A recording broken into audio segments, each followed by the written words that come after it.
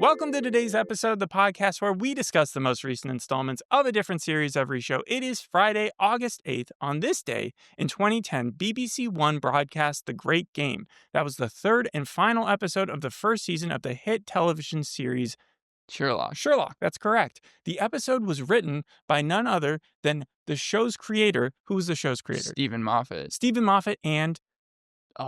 Stephen Moffat and I forgot the other person's name. Mark Gatiss. Mark Gatiss wrote that third episode. Wait, Mark Gatiss as in the actor who played Sherlock's brother? Mycroft, yes. Yeah. Did he cast himself in that role? Did he cast himself? I would assume so. He's actually created a number of shows with Stephen Moffat. They bonded in the 90s over their Doctor Who fandom. They're both huge Doctor Who fans.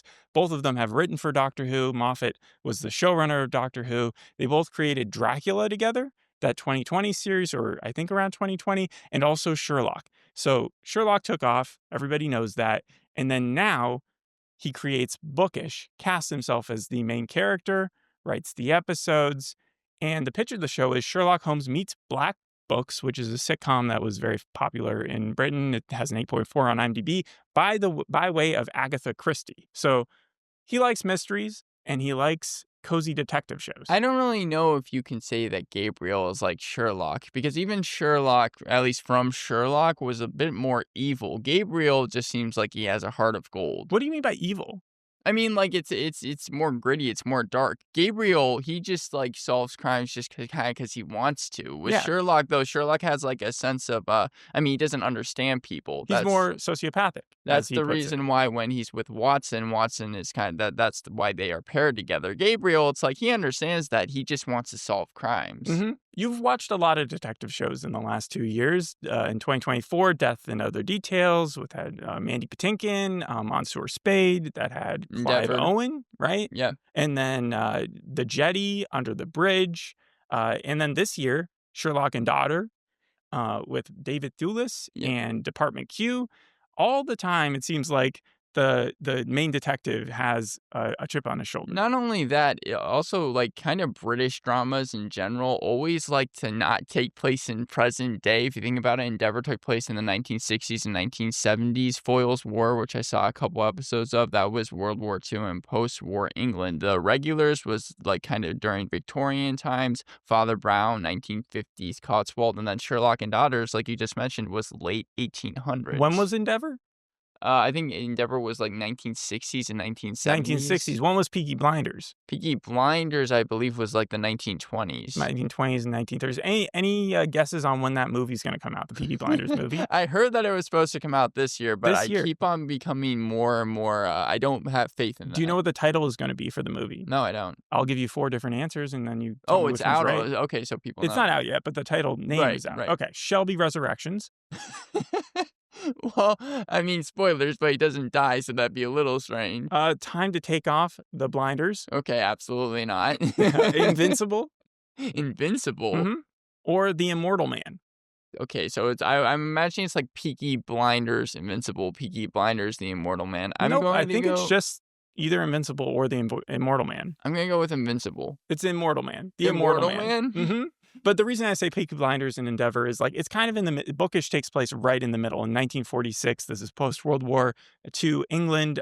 You got extensive damage from the Blitz bombings. They talk about that in the show, I think. People are starving. The country is bankrupt. He mentions Winston Churchill because a big thing in this, with his character, is that he got a letter from Winston Churchill. So I'm glad that we got the year, because I don't think they ever explicitly say what it is in the TV show. I know what you're talking about with that letter. That letter, when he pulls it out, reminds me a lot of Hateful Eight and Samuel L. Jackson's character. I made the same exact connection, because I was like, is that thing fake? Because, yeah, you're talking about when Samuel L. Jackson... I didn't think it was fake, but yeah, he kept on bringing up the Abraham Lincoln letter. Well, that he got, and then he would use it sort of to get into good graces with other people. That's exactly what I thought about. Mm-hmm. Obviously, those two characters being incredibly different. One was an outlaw that liked to kill people. Gabriel actually just tries to solve crimes. Mm-hmm. But yes, no, I thought the same exact thing. So you're telling me, though, that you did not recognize Mark Gatiss as the main character in this show? It took me a long time. It took you a long time. He looks a little different. Yes. Well, it's been like 10 years since Sherlock. He's 58 years old now. Uh-huh. When he was first writing, I think, for like Sherlock and all these other things, or pitching this stuff, he was like 40. The I'm guy, still surprised that he makes TV shows. I thought he was just an actor. this is a passion project of his. You can tell he's always liked detective shows. But he teamed up with a historian, author with deep knowledge of 1940s British culture named Dr. Matthew Sweet. So they both co-created this show. And guess where they met? They also met at a Doctor Who event. So again, He goes to. I know you said he was a massive fan, but he goes to events. he started off his career writing Doctor Who, like, I think films, but like not the canon ones, but like these other ones that were offshoots in the 90s. Then he joined up with the actual Doctor Who cast and was writing episodes. I think he's written like 6 or 7, maybe even 8 episodes, starting from, I think, the first season onward. What do you think of Billy Piper becoming the new Doctor? That's a spoiler right there. If people haven't seen that Nakuti Gupta left, Gatwa, right? Yes, That's his name. After 2 seasons. That's crazy that he left. Yeah, I would rather them stick with the sex education cast and just start making doctors Asa out of all of them. Butterfield just maybe Or becomes the next Doctor. what's the name of his girlfriend in that? Maeve? Yeah, Maeve. They could make Maeve into the Doctor. Yeah, so Mark Gatiss, though, he's famous because he's an actor, a screenwriter, a producer, a comedian, a novelist, a director. He's been in theater and movies and television, won BAFTAs and Emmys, and like the guy is insane, so active. In fact, I don't even think you know how much you've seen him in, or what you possibly like would just think he would be in. I'm going to give you a game. I have several different versions of this, so I'm going to give you like 4 titles, and one of them he hasn't been in. Okay. All right, ready?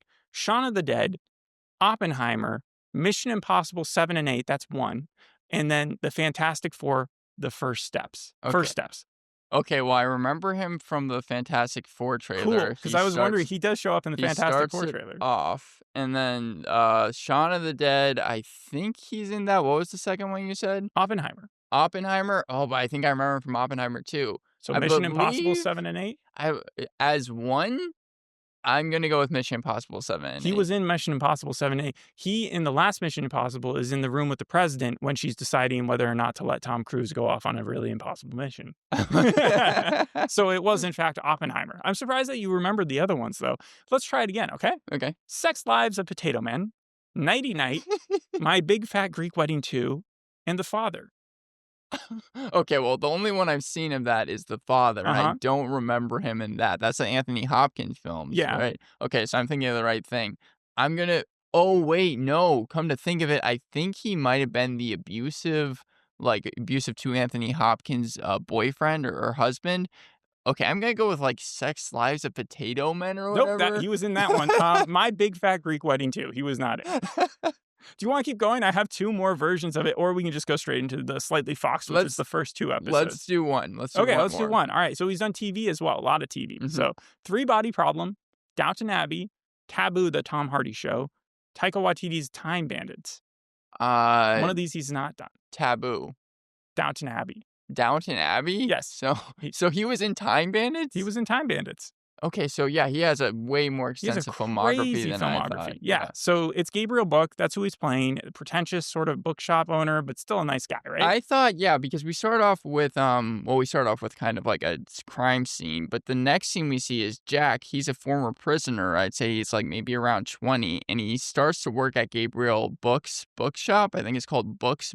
Starts off with his interview, right? And he doesn't think it's going well. He doesn't think he's going well, and then at the very end, he learns that he's gotten the job. Gabriel Book is just like, yeah.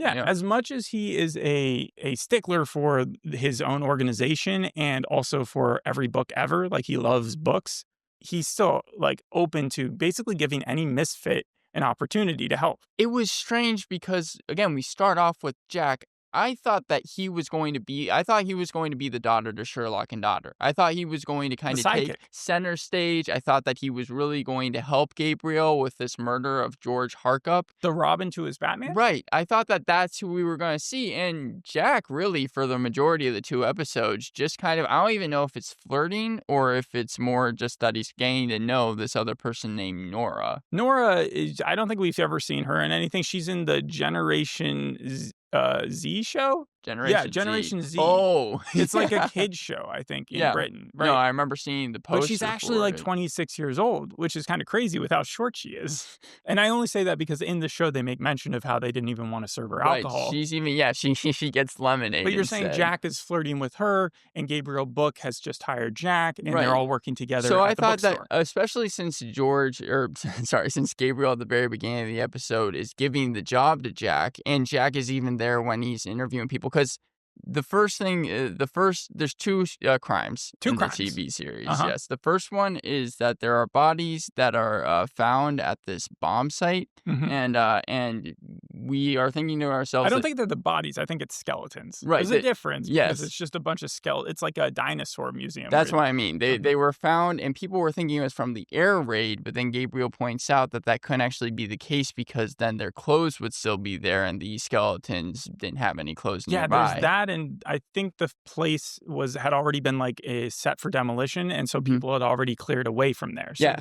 the other version was that they thought that it was from the 1600s or something. Like these bodies Yeah, were really, it was really really old, found, or yeah. maybe yeah. So And there's there was that a one. coin. There was a coin nearby. That was A very the important thing. coin. Yes, it comes back into play later. You can tell that this guy, Mark Gatiss, is a book writer, because it seems like every story has like a depth to it that some detective stories don't. Yeah, because like even the second case that they're kind of investigating, yeah, it has so many different like people connected to it, and it's almost like twist upon twist upon twist once you get Don't to the feel second you have episode. to like explain every single person here. Just give me the basics. What's George going on in Harkup. this? Yeah. George Harkup, he was a chemist. He was murdered. They were going to rule his death as suicide, but then Gabriel, he realizes that there was a big bump on the back of his head, so he must have been bludgeoned to death, and he's like, no, this was actually a murder. It reminded me almost a little bit of Monk in that way. Monk, Untamed recently with a girl, and they had to rule that it wasn't a suicide, even though the park officials wanted him Eric Bana, yeah. Yeah, Eric Bana to rule it a suicide as well. But nobody's pressuring Gabriel here. Gabriel says it's not a suicide, and everybody's on board with that. Did you recognize any of the officers that he works with? So there was Inspector Bliss. Inspector Bliss is older. He almost reminded me a little bit of the Endeavor old boss, because I know that Gabriel is working on his own. He doesn't really have a boss, but it almost was kind of his senior, his get out of jail free for being able to go to these places. This guy like allows him everywhere and anywhere interrogations. Like he gives him so much permission. We're just also because he owes him a favor, right? Yes. Okay. Right, and also the Churchill letter really helps. So both of those together. The other detective or sergeant actually, is Sergeant Morris. Yeah, Blake Harrison. You've most recently seen him in Still Up. He played the boyfriend, I think, in that, who would do like YouTube stuff. But before that, he was famous from In-Betweeners and Dave and Todd in what's that series? And Todd Margaret. Todd Margaret. Yeah. Yeah. No. Okay. Todd Margaret's like one of my favorite TV shows, so I'm surprised I didn't recognize him. He plays it more straight here, though. Like in In-Betweeners and even in Todd Margaret, he's kind of outlandish. He's not an antagonist, is he? Is he against? He doesn't Gabriel like Gabriel, but it's not like he's a bad guy. He's just a cop that's kind of doing his job.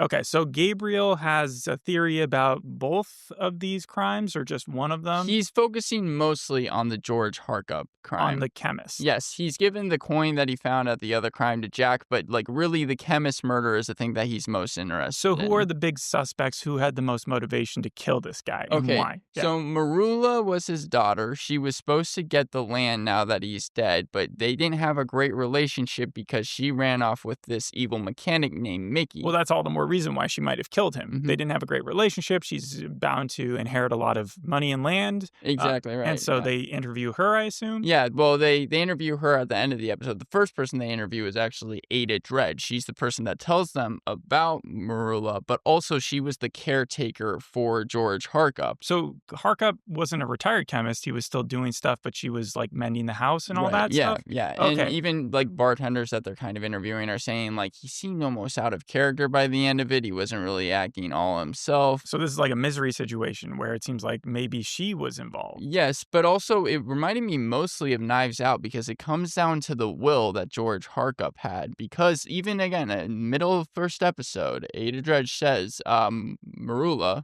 his daughter, was supposed to get the land. But Right. we learn at the very end when the cops are just kind of like going through the will at their station, they have a revelation. They're like, wait. So it turns out Marula's not going to get the land at all. It's actually going to be Ada, the caretaker. Oh, that's very suspicious. So why would she even- lie, though? Because it's not like she could hide the will from anybody, especially since they're going to she has to go through the government to get the land turned over into her name. Mhm. She knew that was going to come along. Did she just not know about I that? think, yeah, she didn't know about it, but we're also led to believe she could be evil because the last scene of the entire, at least first part of this episode, is that she's at home and there's like someone screaming in the other room, and we're like, so is she's she like torturing someone? No, it turns out that it was actually her son that was screaming in the background. He's missing a leg and he's needed morphine, so it was kind of red herring at the very end of the first part. Okay. And so yeah. So she's not the main culprit. She's not at all. It turns out that Mickey, even though he's been acting kind of suspicious. Remind me who Mickey is. Mickey is the person that Marula was dating, the daughter. Okay. The daughter's boyfriend. But really, it turns out that it was actually Eric and Enid. Eric and Enid were two people that they talked about that owned a bakery shop. And that's where it turns out that George Harkup's death and the bomb sighting deaths were connected because... So it wasn't someone actually close to him. It was just this baker. Yeah, really what happened was, and it matters that he was a chemist because Eric really didn't like his wife. He was having, I think, an emotional, but then it ended up being an actual affair with Enid. Really started to care for her, so he killed his wife and then needed some stuff to actually burn the body. And so that's how he brought the skeletons to the bomb site, or her skeleton to the bomb site. But then Why were there George- like 10 different skeletons, though? Weren't 'Cause there like multiple people? Yeah. So yeah. where did they come from? They were people That he's killed? Yes, because what ended up happening was, he would kill people just because he was So scared. he's a serial killer. This is his Dexter lair. Yeah. George Harkup made a simple joke, like you burning a body, because he was the one that was giving him the chemicals, not really knowing what was going on, and then he ended up killing George Harkup just because he said cover it that. up. Yeah, to cover it up. So this is just one deranged serial killer and all his victims spread out over time. Yep, and it was really just because he liked Enid the most. They were able to catch him because it turned out that Trotty, who we haven't talked about yet, but Trotty is actually Gabriel's wife, needed their car, and she was given it on Friday. But turns out that Eric said that his wife left town, because that's the cover story he was using, on Thursday. Yeah, a lot of that went over my head because basically what I'm hearing is that this guy was a baker, but he decided whenever I hear about people killing in stories, a bunch of people and they're like anything to do with the food industry,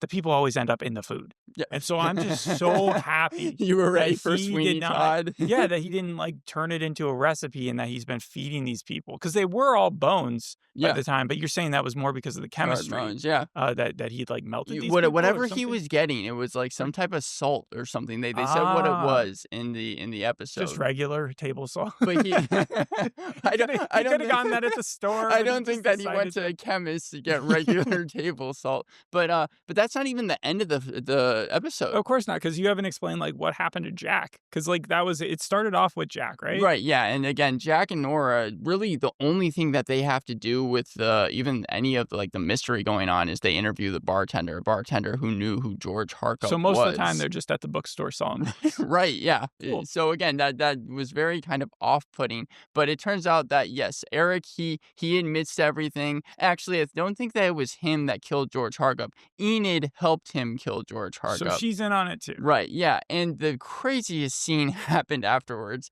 because Eric, he's being brought to jail. Enid strolls up in a car, sees Eric. She runs up to him, grabs a guard's baton, hits two of the guards over the head, and Eric takes off running. Oh, man. If I was her and I was thinking 3D chess, what I would do is I would have taken the baton and started hating Eric.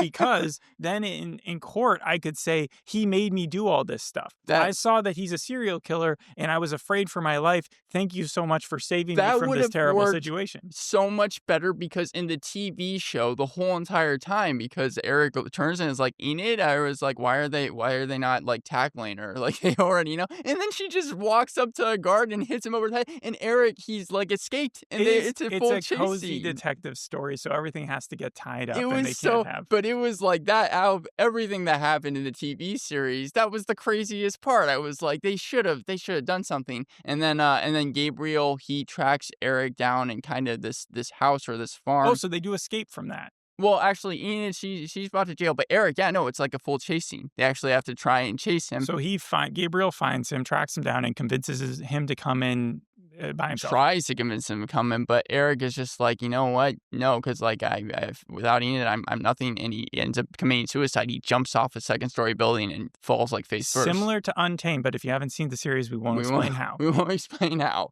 But yeah, and then at the very end, kind of like you were saying, the coziness of the story is that Jack, we already knew this, but he was a former prisoner. He wants to know why the family has given him a second chance, especially knowing he's just not buying the fact that they're nice. Yeah, it was a very strange thing for Jack to hone in on, because like he's asking it throughout the 2 episodes to Trotty and to Gabriel. Trotty is his wife. Yes, Gabriel's wife. Right, and he's trying to figure out, but yeah, really in the end, what it is Gabriel is just like, yeah, everyone deserves a second chance. We learned though that might not actually be the case. There's been a mysterious character called D, who we've seen throughout the first 2 episodes. Every single scene with him has been incredibly subtle, purposefully opaque. Like, you cannot tell what they're really talking about, but he's talking to Gabriel about something, and that's how the second episode ends, where D is kind of watching through the blinds and looking at Jack. We don't really know what's up with that, though. Kind of like a Great Expectations benefactor that no one knows what his deal is, right? Yeah. Is that what we're dealing with? Yes, right. And it's going to last throughout the next however many episodes are left. So your overall impressions of this, Mark Gatiss, again, has done a ton of detective stuff before. How did you like the show? I liked the intro to the series. I actually liked the book. I like the poster. The poster looks pretty cool, too. I think it might be the same thing, because the book is like the pages are turning into buildings. It reminded me a little bit. I wouldn't be surprised if they used AI, but I like the way that did it. Mark Gatiss, he's a good lead. Again, I can kind of see how it's almost a spiritual successor to Mycroft. Mycroft, again, it's more evil. Books. That's funny. I like the title of the store that they run. And then again, it didn't focus too much on the exposition, which is something, especially with like British pilots, that I would be scared they did, and they didn't do that. But really, I did not like the series because the pacing I found to be like, it was a slow burn and it was really boring. They are going to put it on PBS, so it is a PBS type show. It feels like it. When you said, was it the doctor or the preacher guy? Dr. Brown, Preacher Brown? Father Brown. Father Brown, right? He solves mysteries. Is it kind of like that? Yes. Okay. Yes. No. It's almost exactly like that. But also, like Eric, for example, just to talk about the pacing, 15 minutes. That was almost like a 15-minute scene where, yes, they are intercutting like what he did during it, but it's just a confession scene. Did you fall asleep? I almost did. Okay. It was that boring. It was also very, very dialogue heavy. Not just that scene. I'm talking about like the whole TV series in general. Like, this is something where definitely I can see where they got auditions, because there are a lot of monologues in this thing. And like, you kind of have to pay attention to it, but it's hard because it also feels like there's a lack of focus. It's cool that Jack is in the series. I'm interested to see what happens to him. Do you think there were too many suspects? When you say lack of focus, what do you mean? Yeah, no. I think that it was jam-packed with too many characters. I mean, like, already we are, like, Gabriel's obviously the main character, right? But Jack, Nora, Trotty, Sergeant Morris, Inspector Bliss. I think they're just trying to set up for, like, a huge world, but instead of, like, slowly taking one character per episode or something, they were just like, let's let them have it. But because of that, it feels convoluted, though. So overall, I'm going to give this series a 4 out of 10. A 4 out of 10. For me, like a 5 out of 10 is a completely normal series. You didn't like this as much as like a regular detective show. Yeah. What'd you give Endeavor again? Endeavor, well, I gave the last episode a 9 out of 10, but overall, I think I gave the series like a 7.5 out of 10. What's the big difference between that and this? Is it just the amount of characters like we were talking about? With Endeavor, you were dealing with the final season, so you were getting a lot of answers. Here, this is, again, the pilot. I would liken it to something more like Sherlock and Daughter, but that I even thought was better than this. 4 out of 10. Guardian also gave it 4. But 4 out of 5. Independent says it's the next best thing to Sherlock. The Telegraph said, look out, Sherlock. Mark Gatiss has created a brilliant new sleuth. There are like no American papers to this yet because it hasn't been released here. And then it's 7.1 on IMDb. I imagine that with the 7.1, because it's not that known, it's probably only like a couple hundred reviews. I think as long as it retains, it's like a smart show. I know it can be a little boring, but it'll reach an audience, especially on PBS, probably just an older audience. Yeah, well, again, it seems like it's 6 episodes, and you're probably going to be dealing with 3 mysteries. 3 different mysteries, that's correct. And you're not going to tune into any of No. those. All right, well, thanks for listening. We'll see you on the next episode. Hope you enjoyed this one. Bye. Bye.